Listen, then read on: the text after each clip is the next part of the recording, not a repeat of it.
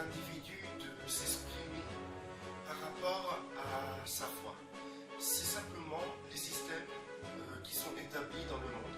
Et ce nouvel ordre mondial a pour but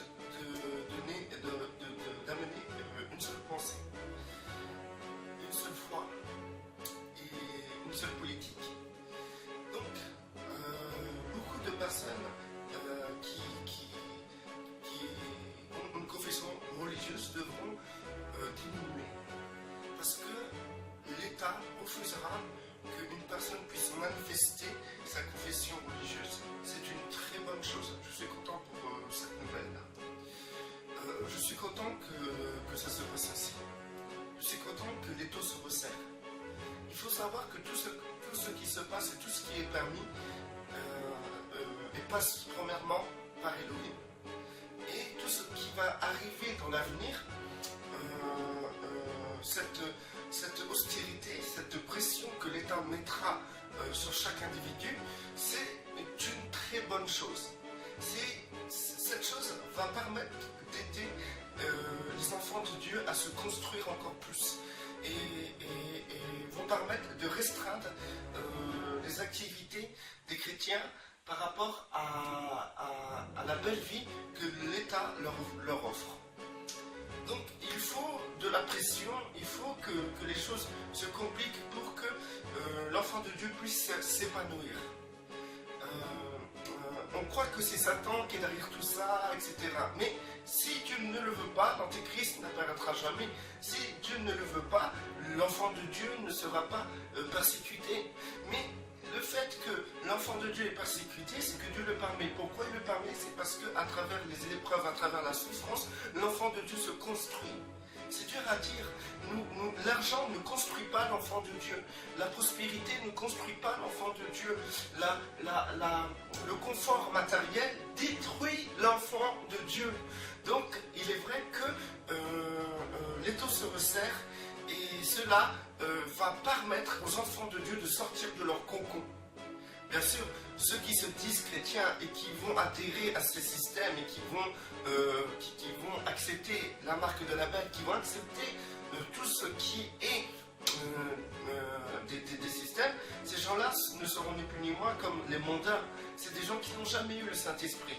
Mais par contre, celui qui vient de Dieu devra confesser sa foi, devra confesser le Seigneur Yeshua et devra être une lumière dans ce monde. Et bien sûr, les systèmes et l'étau se resserrent pour que les lumières soient éteintes.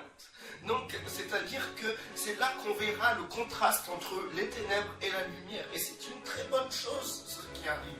Réjouissez-vous, car la fin est proche. Et donc, vos lumières vont briller. Si vous êtes vraiment enfant de Dieu, vous serez persécutés, même dans les pays riches comme la France, comme les États-Unis. Et là, en premier, pourquoi? Parce que la pression sera premièrement morale. La pression sera secondement, politique et juridique. Donc, ça sera une pression très forte. Et il faudra obéir au Père, parce que le Père va vous envoyer crier haut et fort sur les toits la vérité, et vous serez considérés comme des personnes qui sont contre l'État, contre la justice, et vous serez mal vus, même dans vos familles, et vous serez même dénoncés par vos voisins. C'est une très bonne chose ce qui arrive, parce que c'est la meilleure chose qui peut arriver un enfant de Dieu, la persécution. Alors donc, il faut savoir que Yeshua a appris l'obéissance dans les choses qu'il a souffert. Et vous allez apprendre l'obéissance dans les choses que vous allez souffrir.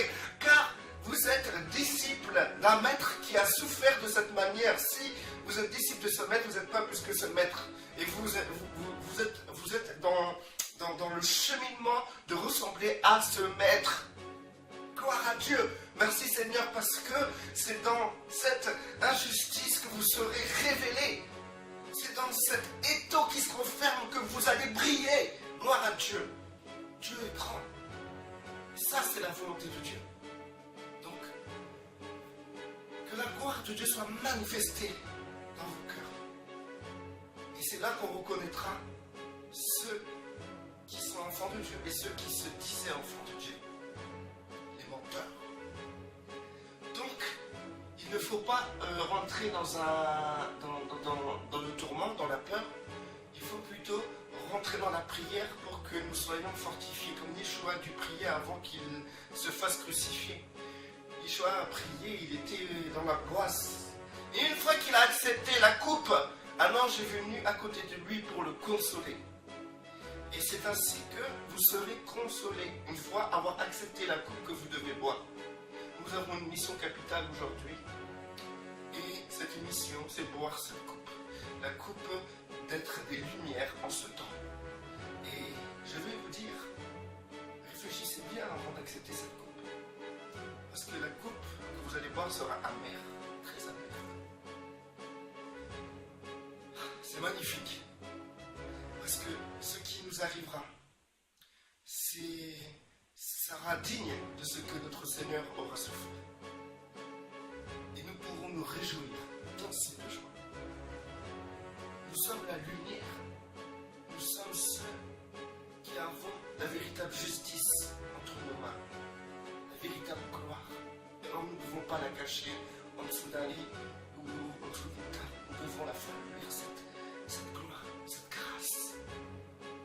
Vraiment, que celui qui est béni reste béni, et que celui qui n'est pas béni soit béni. Au nom de notre Seigneur Yeshua, je prie le Père pour que chacun d'entre nous puissions être ces lumières